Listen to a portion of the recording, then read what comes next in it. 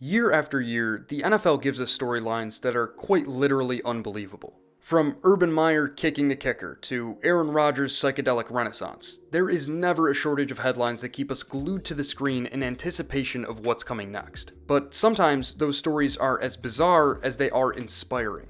From draft bust to career backup, Geno Smith's NFL career was all but dead at just 24 years old, when an altercation with a teammate left Smith with a broken jaw. Ryan Fitzpatrick performed well enough to earn the starting job while Smith was sidelined, and Smith would bounce around the league as a backup for the next 5 years. Fast forward to 2022, and not only is Smith back in a starting role at age 32, but he's performing like one of the best quarterbacks in the entire NFL. As of week 5, Smith is the only starting quarterback who's completed over 70% of his passes. He ranks 3rd among starters in average yards per attempt, and 1st in passer rating. Fluky games happen all the time in the NFL. Hell, Mike White passed for over 400 yards in a game last year. But Smith's scorching hot start to the season is no fluke. And I'll explain why after a quick word from the sponsor of today's video, SeatGeek. Football season is back, and SeatGeek is the best place there is to buy tickets to your favorite team's games.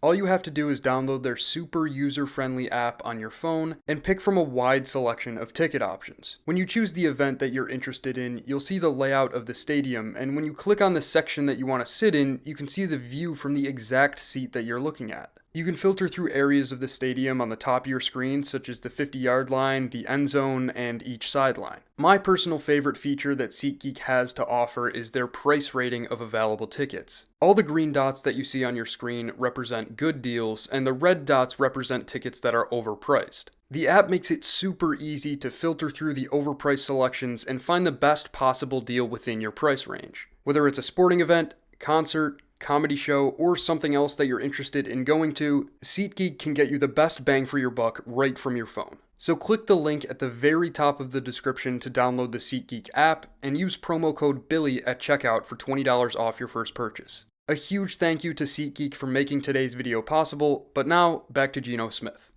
I want to start with the only thing we kind of expected from Geno Smith going into 2022, which is arm talent. Heavy emphasis on the phrase kind of there because we knew he was talented, but some of the throws that this dude is making right now are just absurd, and I mean a Josh Allen / Patrick Mahomes level of absurd.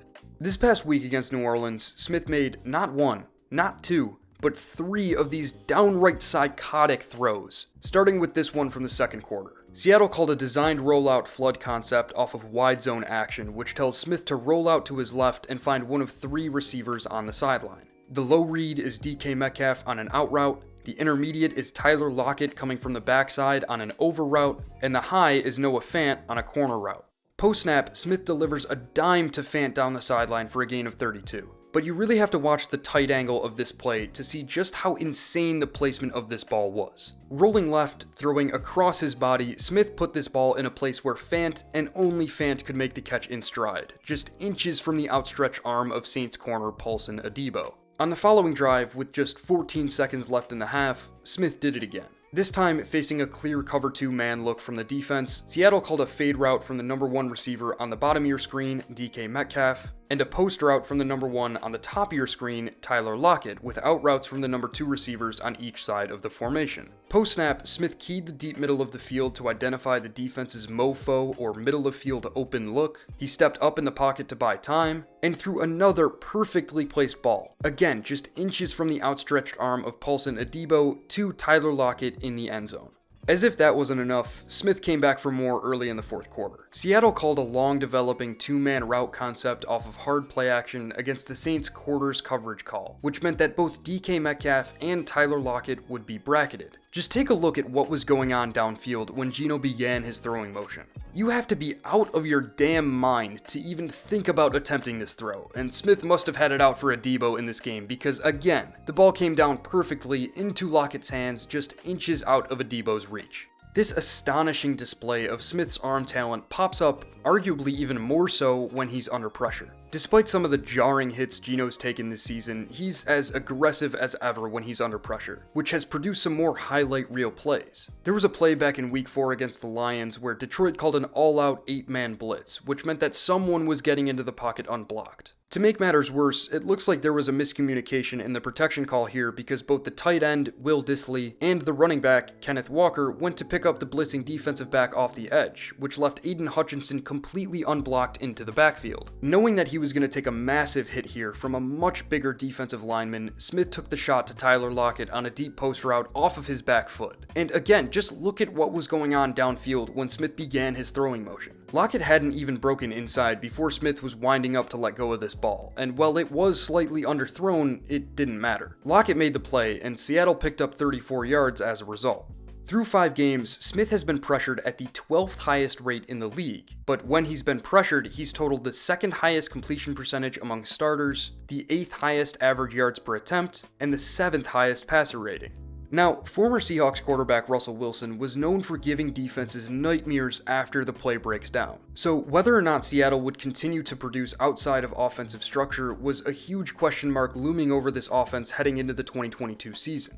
Preseason, anyone with a set of eyes and a brain would have said that there's no way this offense keeps producing on broken plays at such a high level. But thanks to Geno Smith, they would have been wrong. Smith's pocket presence has allowed him to buy time and extend the play when he doesn't like what he sees within structure, and his consistency in keeping his eyes downfield while extending has awarded the Seahawks offense with some huge gains on broken plays. On plays where Smith holds the ball for 3 seconds or more, he's completing over 50% of his passes, he ranks 1st in average yards per attempt, 2nd in touchdown passes, and 3rd in passer rating. Just about every element of the Seahawks offense that was present when Russell Wilson was taking snaps is still there, and that includes more than just what Smith does with his arm. The mental side of his game has been equally as impressive and equally as impactful. There was a 3rd down play from late in Seattle's Week 3 game against Atlanta that might not look like much at face value, but displayed Smith's poise in reading and reacting to ambiguous looks from the defense. Pre-snap, Atlanta showed a single high safety shell with a double mug look, which means that there was a linebacker occupying each A-gap. This forced Smith to change the protection call to a variation of what's known as an Ali call in McVay terminology.